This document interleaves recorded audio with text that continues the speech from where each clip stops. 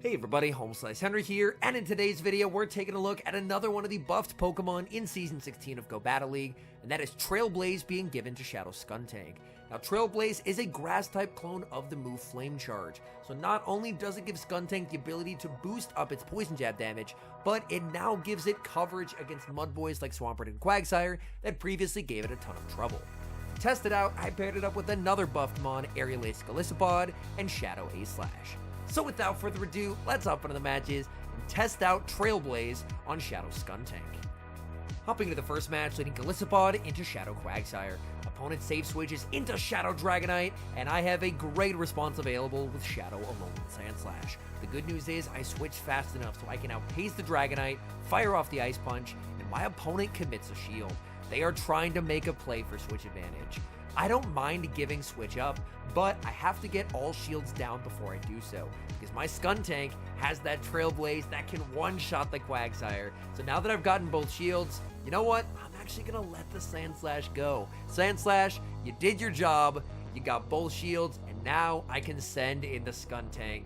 And if they send in the Quagsire, which they do, they're gonna have a bad day. Quagsire gonna fire off the Mud Bomb, I'm going to commit the shield, and now it is TRAILBLAZE time. So not only will I get to fully one-shot the Quagsire, I get to boost my Poison Jabs. TRAILBLAZE gets the one-shot. In the back, it's Golbat, and now Golbat has to deal with a boosted Shadow Skuntank. I'm firing off the boosted Crunch into the Golbat. Massive damage. Golbat has to fire off the last-second Shadow Ball. This will be lethal, but all I need is one or two fast moves from the Golisopod, and that's game over. Picking up the Dream lead in the next match, Golisopod into Alolan Sandslash. Now Sandslash can hit for neutral with the Shadow Claws, but its charge moves are entirely resisted by the Golisopod. Golisopod firing off the Liquidation and getting the defense drop on the A-Slash. A-Slash will return fire with the Drill Run, and that is of course going to be resisted. Golisopod continuing to farm, opponent is going to send in Jellicent, and Jellicent will be answered by Skuntank. Now unfortunately, I was a bit slow on the switch here, so they're going to make it to a Surf in 2 more hexes. So I try and go for the CMP type, but they don't go for it, so I give them an entire hex for free. That's definitely not ideal, as now my opponent has the potential to flip this matchup. So I decide, you know what, I'm just going to let this go. I'm going to concede switch advantage. Bit of a misplay by my part, definitely should have switched sooner, and now I'm going to send in the A-Slash, look to shield, and overfarm quite a bit. I'm farming up with the A-Slash. Opponent sends in their own A-Slash, and they're firing off the Drill Run. I'm going to commit the shield and just fully farm down. They can't make another move. This way, I leave with a massive amount of energy to threaten whatever my opponent has in the back. They could send in the Jelly to force me to throw energy here, and they do. Out of an abundance of caution, I'm going for the Drill Run. I don't want them to live on 1 HP. Drill Run gets the KO. In the back, it's Nidoqueen, and thankfully, I'm in a really good spot here, as Nidoqueen is going to have to shield a Drill Run, take a Drill Run, and if they survive this, then they're going to be hit with the combo play Liquidation from the Golisopod there. So unfortunately, Shadow Skuntank, bit of a misplay there in the mid-game, but we still get the win. Picking up a pretty nice lead in the next match, Golisopod into Medicham. Opponent save switches into Pelipper, and I quickly respond with my Shadow Alolan Sandslash. Now Pelipper does have the ability to win the zeros here, so I am fully expecting to have to go down a shield in order to keep switch. Because keeping switch is pretty nice, as that way I can keep Golisopod onto the Medicham, and Aerialace is very spammy. However, my opponent actually commits a shield, and honestly, that's great for me. The more shields that are used in this matchup, the better it is for the A-Slash, because my Shadow Claws do a lot more fast move damage to them than their wing attacks do to me. Opponent double shielding. They are really trying to make a play for switch here, but the good news is my A-Slash was able to switch fast enough, so I will make 3 Ice Punches before they're able to make their 4th Weather Ball. So now I keep switch, and my opponent is only going to get 2 counters of farm on the Medicham. In comes Golisopod in the bag. They have Mandibuzz, and I send in Shadow Skuntank. Now both of my charge moves are walled here, so what I'm going to have to do is I'm going to have to get a bit creative. So I'm going to go for the TRAILBLAZE. This is a non-stab resisted move, but what it will do for me is it is going to boost up my attack. So now my jabs are going to be doing extra damage. Mandibuzz firing off another Aerialace. They're going to need one more to get the KO. Mandibuzz will be able to get there, and honestly, that is a bit scary, as Aerial Ace will KO. I need Golisopod to clutch here. Golisopod farming up.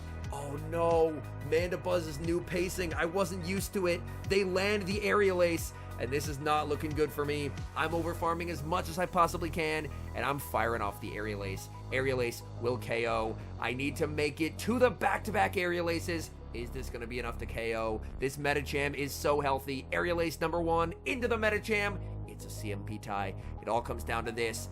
Aerial Ace barely does not KO.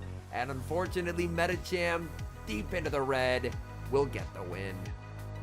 We're looking for redemption in the next match as we see same leads. Golisopod into Medicham. My opponent is staying in with the Medicham here. I'm farming up, going for the Aerial Ace, but my opponent makes a great prediction as they catch the Aerial Ace onto their Sableye. I'm now going to send in Shadow Skuntank. I can make it to the crunch before they make the return, so my opponent instead decides to go for the foul play. Now, foul play will hit for some solid resisted damage. I'm going to overfarm and then go for the Trailblaze. Trailblaze should be lethal here, and of course, will buff up my attack. My opponent commits the shield. I'm going to be shielding back here. My poison jabs are still resisted, so they're still not going to do a lot, but I am boosted. And now I'm going for Trailblaze number 2. This means my poison jabs are now going to be 2 stages boosted here as Sableye gets KO'd. Opponent can send in the Medicham. They are going to be taking some chip damage. They do not want to take the boosted jabs. So my opponent chooses to fire off an Ice Punch, which honestly works out nicely for me. I'm going to send back in the Golisopod, and I'm going for the Aerial Ace. Just looking to continue to apply pressure onto the Medicham. Medicham lets it through. Medicham goes for the Psychic, and I'm able to make the catch onto the Shadow Alolan Sandslash. The question is, what do they have in the back? It's Diggersby. Oh boy. This is definitely not ideal for me. I'm going to fire off the Ice Punch. Ice Punch will connect onto the Diggersby. Diggersby over farming, and they're going to be able to grab the KO with the Fire Punch here. Fire Punch is going to knock out, and this is really not looking great for me here. Golisopod can take a Fire Punch, but my health is now incredibly low. I'm farming up, and I'm going for the Liquidation. This should be grabbing the final shield from my opponent. I get the shield, and I get the defense drop. That is quite nice. They're firing off the Fire Punch here. My health is so low. In comes the Medicham. Medicham gets farmed down. Golisopod with a sliver of HP makes the Liquidation, but they reset the debuff. Will it still KO? Yes, it will. And that's a good game. Moving into the next match, leading Golisopod into Sableye. I'm going to stay in this matchup to start, but I will eventually look at switching out of here. I'm going to farm up and fire off the Liquidation, winning CMP over the Sableye. Liquidation will be shielded. Sableye returning fire with the foul play. I know that they're going to get to their next foul play in 6 Shadow Claws, so what I'm going to do is I'm going to farm up 6 myself, switch into the Skuntank, and we're able to get the catch. This is quite nice. I save some energy for later while wasting their energy. Opponent sends in Toxicroak. Toxicroak firing off the Mud Bomb. I don't have Flamethrower, but the threat of a Flamethrower is still enough that my opponent will throw their energy. And baiting out the Toxicroak is huge. Its counters would absolutely shred the A-Slash. I'm able to make it to the back-to-back Aerial Aces here, guaranteeing the KO. Opponent shields the first, but Golisopod is now a lot spammier. Aerial Ace cheaper to get to, and down goes Toxicroak. Opponent sends in Sableye. I'm going to be sending in my Shadow A-Slash. They're firing off the foul play. I decide to commit the final shield. I still don't know what they have in the back. They're farming up with the Sableye. In the back, it's Azumarill, and I should be in a pretty okay spot here. I have a big energy lead. Their Sableye is very low, and I'm going to be able to make it to a lot of these drill runs. After this drill run lands, they're going to be in a range where I can potentially Shadow Claw down with the Golisopod as well. They have to play rough if they want to KO here. Opponent goes for the Ice Beam, and that's not going to cut it. My switch clock should be coming up any moment. In comes the Golisopod to force them to throw their energy. And at this point in the battle, I was pacing back and forth like crazy, and I actually got some distance in game for it, as you can see down there. My game registering how fast I was pacing during this match, as Shadow A-Slash with a sliver of HP gets the win. We see the Dream lead in the next match, Golisopod into Swampert, and my opponent is staying in this matchup, so they've got to have something that is weak to Golisopod's energy in the back. I'm firing off the Liquidation. Liquidation will be no shielded. Opponent banks a ton of energy, and now they're going to safe switch Medicham. So they have a bunch of energy on that Swampert, which could actually be an issue later on. The good news is my energy is an issue for this Medicham. I'm able to land an Aerial Ace. I have another one already ready to go. I'm able to grab a shield and grab a catch as well. Please tell me that's the Psychic, and it is. Let's go.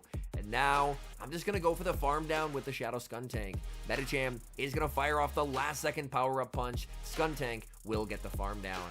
What's the opponent going to send in? Are they going to send in the Swampert? Swampert does not let me get to the Trailblaze, as they will fire off their loaded energy. Hydro Cannon will KO. My Golisopod is low.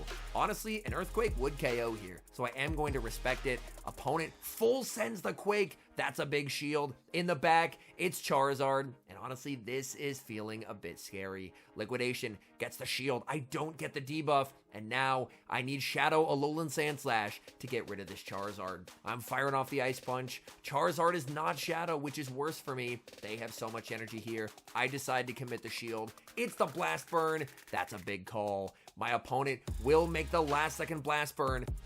This is massive overkill onto the A-Slash. In comes the Golisopod. The question is, can Swampert make a move? In comes the Swampert, and Golisopod takes the win. Moving into the next match, leading Golisopod into Shadow A9. Let's check the fast move, and it's Powder Snow. Opponent safe switches into Pelipper, and again, I'm going to respond with the Shadow A-Slash. As I mentioned before, Pelipper can win the zeros here. And my opponent knows that. They're going to let this through. And honestly, I don't really feel like I need switch here. Because whether it's the A9 going up against the Golisopod or up against the Shadow Skuntank, I should be in a pretty good situation.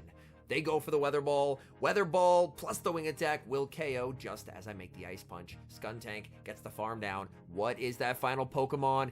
It's basically the worst thing I could see, Galarian Stunfisk. And in this moment, I definitely wish that I had Flamethrower. Trailblaze is a really cool side grade for Skuntank, as you're able to boost up your attack. But man, in this situation, I wish I had Flamethrower. I'm able to call the Rock Slide, make it to the boosted Crunch, and this Crunch is gonna hurt. Crunch will do a lot of damage here. Opponent lets it go, but I'm getting farmed down. I switch into the Golisopod. The question is, did that Shadow Claw going through KO? I don't think it did. Rock Slide will be shielded. Opponent banks a move for later and sends in the Ninetales. Ninetales farming up energy, but I have so much energy on the Golisopod. Liquidation will be shielded. I'm going for Liquidation number 2. They are approaching the Dazzling Gleam, and I'm going to have a tough decision to make. Are they full sending or are they baiting? I'm waiting. I shield. It's the Dazzling Gleam. That is a massive shield. I'm farming up with the Golisopod, going for the Liquidation. They have a Rock Slide on the G-Fisk here, so I'm going to need to switch.